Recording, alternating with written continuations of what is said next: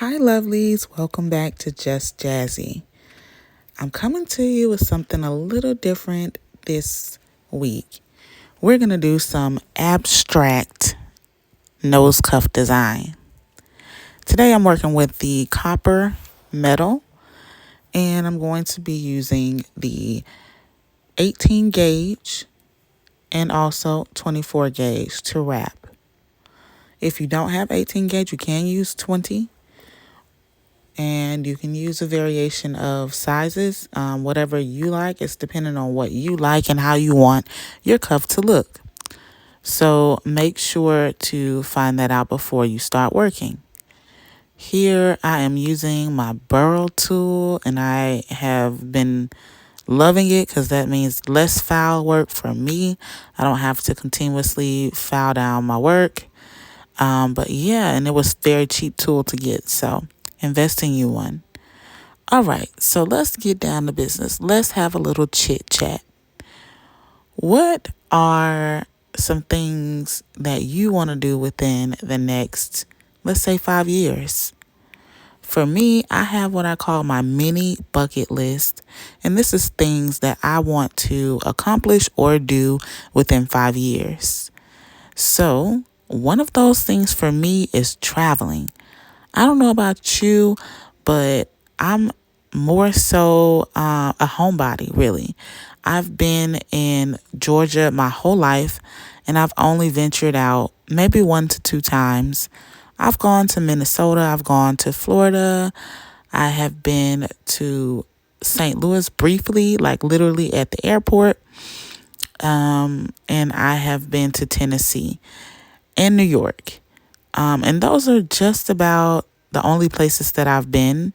And I'm 33 years old, going on 34 years old. So that's not many places to account for in the years that I have been here. One of those bucket list things that I want to do is travel more. So I'm stepping outside of my comfort zone. I don't typically fly anywhere because I do not like planes. I'm just saying, why don't they have parachutes on planes? Like, why is that unheard of? And why can't I bring it as a carry-on? Am I going to be looked at crazy if I come and show up with a parachute as my carry-on? I just need a little bit extra security. I don't know. It just scares me to be that high up and without anything. Like, I know for sure if the plane go down, my chances of surviving is like very, very limited. So yeah, flying isn't for me just yet. That's something I have to work myself up to do, you know? So I'm starting out with a boat. And I know y'all gonna say it. A boat is just as dangerous. You could die from that too. Yeah, I do know that, but I gotta start small. At least I'm closer to land on a boat than I am with a plane, and I can swim. Now, chances of me surviving swimming throughout the ocean, yeah, limited. It's very slim to none. I know that. But I just feel more comfortable with starting out getting on a boat. So I'm going to take a cruise and see how I like that. The last time I was on a boat, I got seasick, and it was not a fun thing. So yeah, I'm going to start with a boat, and then, as time goes on, I'm going to just create mini trips for myself, like maybe a weekend trip to somewhere close by that I can just run to, do fun activities, and come back, and kind of expand from there. Eventually, I will get on a plane. Eventually, I'll go somewhere far. I do want to visit California. I do want to visit like a bunch of places. I want to go to Chicago. I want to go back to New York to experience it as an adult. And I want to go to New Orleans as well. So I know I have to get on a plane to do so.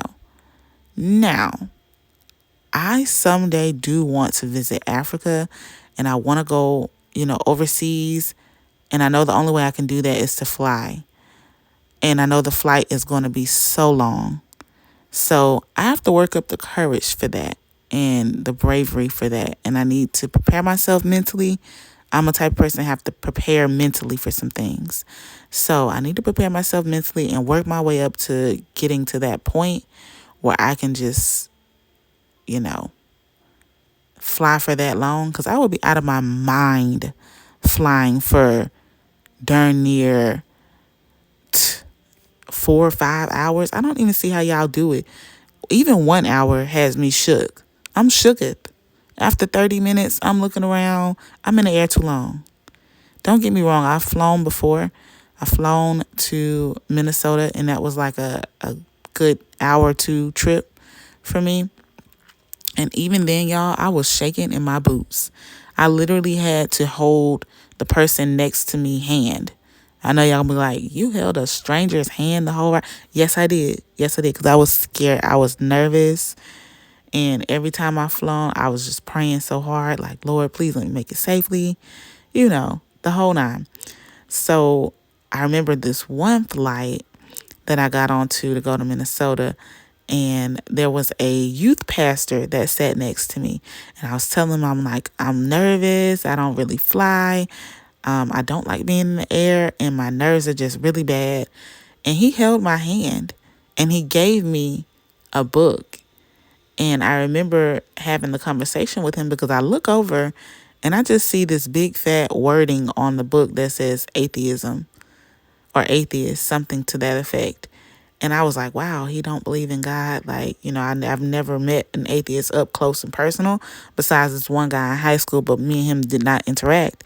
So I thought it was interesting. And I was like, wow, what you reading? Or, you know, what is that about? And he went into the whole spiel of what the book was about. And it turns out that the book was about sharing your faith, sharing what God does for you, and, you know, just different things about God and how no one really kind of tells their testimonies anymore. No one really shares their faith, you know, out of, you know, it's many different reasons why people don't share their faith. But it just basically talks about being a stronger, having a stronger relationship with God and, you know, making sure to spread his word and spread the knowledge to other people that may not be aware. And not being pushy with it, not being judgmental with it, but just sharing experiences and sharing things that could help other people. So he ended up telling me that he was a youth pastor in Minnesota and just basically saying, you know, I should read the book. And he ended up giving me the book. And I still have that book to this day. Like, it's crazy. And I keep up with things. I'm a little bit of a hoarder. But anyways, it was a really good experience being on that plane with him. But, you know, my nerves were still there, but he kind of made me forget about being nervous and being on a plane. So if it's somewhere close by, if it's like an hour or two flight, I don't think I'll be as nervous and I'll be more likely to get on that flight, you know? But if it's a couple hours, yeah, I'm going to have to work up to it, y'all. But anyways, I want you guys to tell me in the comment section where you want to go, or if you have any kind of mini bucket list things that you want to do. Let me know in the comments. I want to hear from y'all. What is something that you're like nervous about trying that you're going to try within the next 5 years, or a small term goal that you want to accomplish and, you know, do within 5 years. I'm being vulnerable with y'all about what I want to do and what scares me. Y'all be vulnerable with me.